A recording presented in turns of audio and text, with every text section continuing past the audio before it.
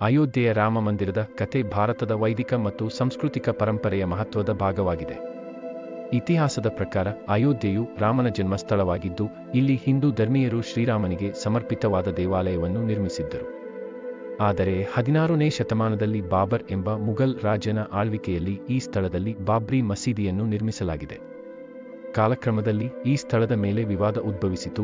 ಇದನ್ನು ಹಿಂದೂಗಳು ರಾಮ ಜನ್ಮಭೂಮಿ ಎಂದು ಕರೆದರು ಮತ್ತು ಇಲ್ಲಿ ಹಿಂದೂ ದೇವಾಲಯವನ್ನು ಪುನಃ ನಿರ್ಮಿಸಲು ಹೋರಾಟ ನಡೆಸಿದರು. 1992ರಲ್ಲಿ ಬಾಬ್ರಿ ಮಸೀದಿಯು ಕಣ್ಮರೆಯಾದ ನಂತರ ವಿವಾದ ಗಂಭೀರ ಸ್ವರೂಪ ಪಡೆದುಕೊಂಡಿತು. ದೀರ್ಘಕಾಲದ ನ್ಯಾಯಾಂಗ ವಿಚಾರಣೆಗಳ ನಂತರ 2019ರಲ್ಲಿ ಭಾರತ ಅತ್ಯುಚ್ಚ ನ್ಯಾಯಾಲಯವು ಈ ಸ್ಥಳವನ್ನು ರಾಮಮಂದಿರ ನಿರ್ಮಾಣಕ್ಕೆ ನೀಡಲು ತೀರ್ಪು ನೀಡಿತು. 2020ರಲ್ಲಿ ಪ್ರಧಾನಿ ನರೇಂದ್ರ ಮೋದಿ ರಾಮ ಮಂದಿರ ನಿರ್ಮಾಣಕ್ಕಾಗಿ ಶಿಲಾನ್ಯಾಸ ಮಾಡಿದರು. ಈ ಮಂದಿರವು ಭಾರತದ ಧಾರ್ಮಿಕ, ಸಾಂಸ್ಕೃತಿಕ ಮತ್ತು ಐತಿಹಾಸಿಕ ಭಾವನೆಗಳಿಗೆ ಪ್ರತೀಕವಾಗಿದೆ. 2023ರಲ್ಲಿ ದೇವಾಲಯದ ಮೊದಲ ಹಂತದ ನಿರ್ಮಾಣ ಪೂರ್ಣಗೊಂಡು ಅದು ಆಸ್ಥೆ ಮತ್ತು ಭಕ್ತಿಯ ಕೇಂದ್ರವಾಗಿದೆ. ಇನ್ನೂ ಹೆಚ್ಚಿನ ಮಾಹಿತಿಗಾಗಿ ನನ್ನನ್ನು ಫಾಲೋ ಮಾಡಿ. ಹಾಗೇ ಲೈಕ್ ಕೂಡ ಮಾಡಿ.